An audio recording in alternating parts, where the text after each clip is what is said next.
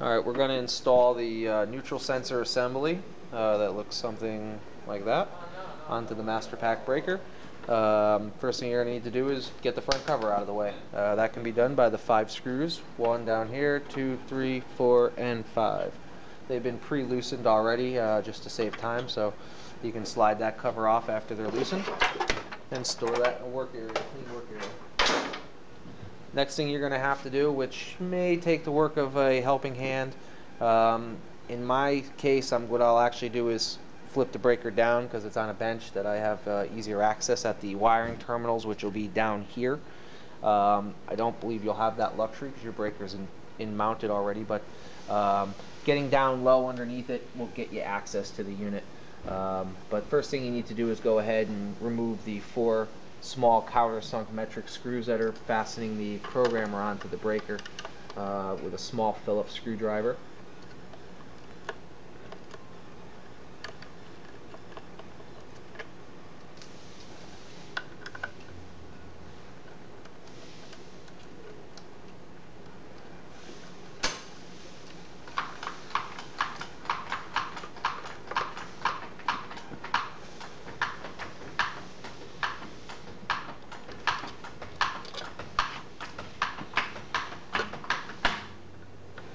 And basically at this point you want to make sure that you're holding the programmer tight, as when you loosen the last screw it's going to want to fall, and you want to make sure you're protecting all the wiring that's hidden down underneath. Just for sake of ease purposes, I'm going to go ahead and flip the breaker upright so that you can get access at the terminals and see exactly what's going on.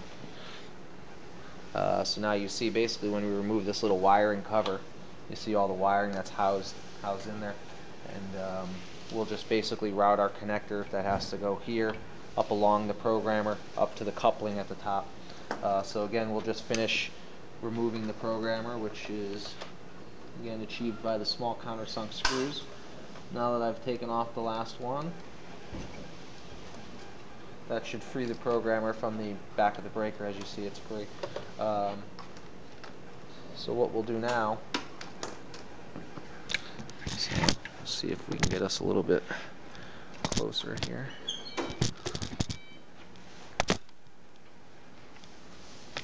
Okay. So what I'll do now is I'm just going to kind of get the programmer out of the way, which then I'm going to remove this cover on the right hand side. It's fastened on by 1 screw right here. That's going to remove this little cover plate, giving me access to the terminals. You can use a small flathead or a small Phillips screwdriver, whatever you have on hand. Just loosen that and that cover comes free. Just make sure you retain onto these parts. And in the 5th row from the left, 1, 2, 3, 4, 5, there'll be a black plastic housing that's just kind of a spare housing that you can kind of pry forward a little bit to get out. As you see, I've removed it. Looks something similar to that.